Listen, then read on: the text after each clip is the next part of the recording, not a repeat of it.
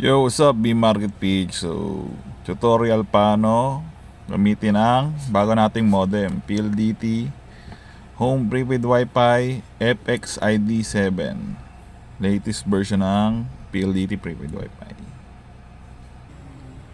Then ito siya guys, may kasabang LAN cable at adapter.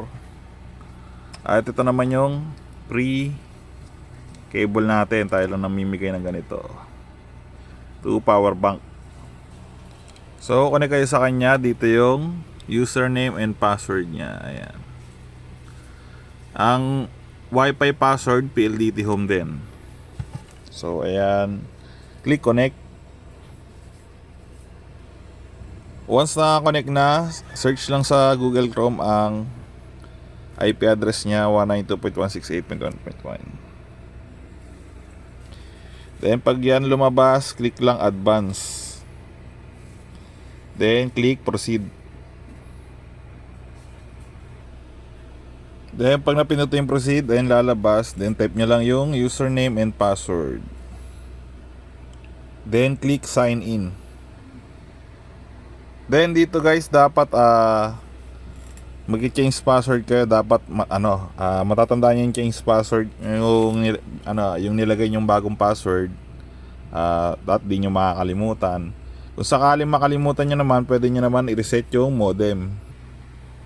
Dito pala yung reset button nya guys, ayan RST, nasa likuran. So pag magre-reset kayo ng modem, 10 seconds nyo, pipindutin yan, didiinan nyo lang. Then kapag nalagay nyo na yung bagong password, click nyo lang save. Then re-reconnect kayo ng bago nyong password. Ilagay yung bagong password, then click connect. Then punta ulit sa dashboard, then lagay yung bagong password ulit, then sign in. Then ito na yung dashboard nya guys. Meron din ditong IMEI changer. So kunyari ang gagamitin nyo sa IMEI changer ay TNT Only Data SIM, tapos Only Data 30 days yung gagamitin nyo, yung nasa asterisk 1234 sign, or yung Smart Rocket SIM.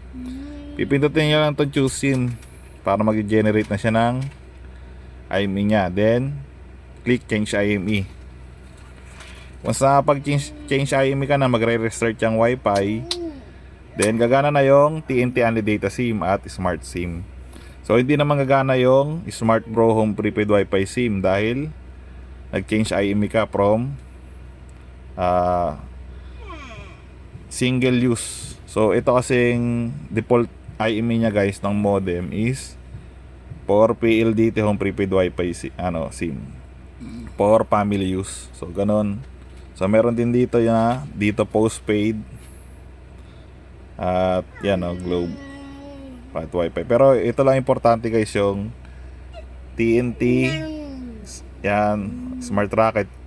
Tandaan nyo lang, ito use for single use na promo. Ito naman for family promo Smart Bro. May kita nyo naman yun sa Only Data sa Smart App. May kita nyo rin yan.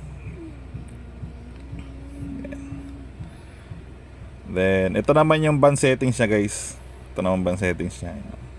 Kung anong band settings kung anong band na malakas yan sa inyo, pwede nyo siya i-check, i-on nyo, then save para naka-band locking lang siya doon sa isang band. Example dito sa area namin, band 3.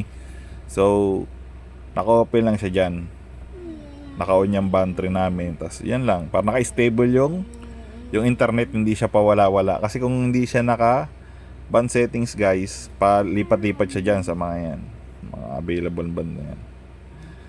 Then ito yung signal bar status nya, may kita nyo. Ang importante lang dito guys, itong SINR. So ito kasi guys, walang antena to. So mababa ang niya, SINR. Hindi kagaya ng R291. At ito naman yung frequency locking. So sa mga marunong dyan, frequency locking, yan, alam nyo na gagawin dyan. Tapos dito naman guys yung sa settings niya, yung change password. Ito naman yung SMS, mga makaka-receive ng text kung expired na ba yung promo nyo. Then ito naman guys yung network status. Ayan o. May kita nyo dito yung IME kung nagpalit na ba yung IME. Kung anong IME nya na nakalagay. Yan. So guys, dito guys may IME rin to, yung may sarili siyang IME. So pwede nyo rin ibalik yung IME dun sa may dashboard nya na IME settings. Then ito naman guys, device management. May kita nyo dito yung mga nakakonect. Ayan o, ito nakakonect. So yan, makikita nyo kung ilan nakakonect, kung marami na nakakonect na kapitbahay, gano'n. Then dito naman guys, settings.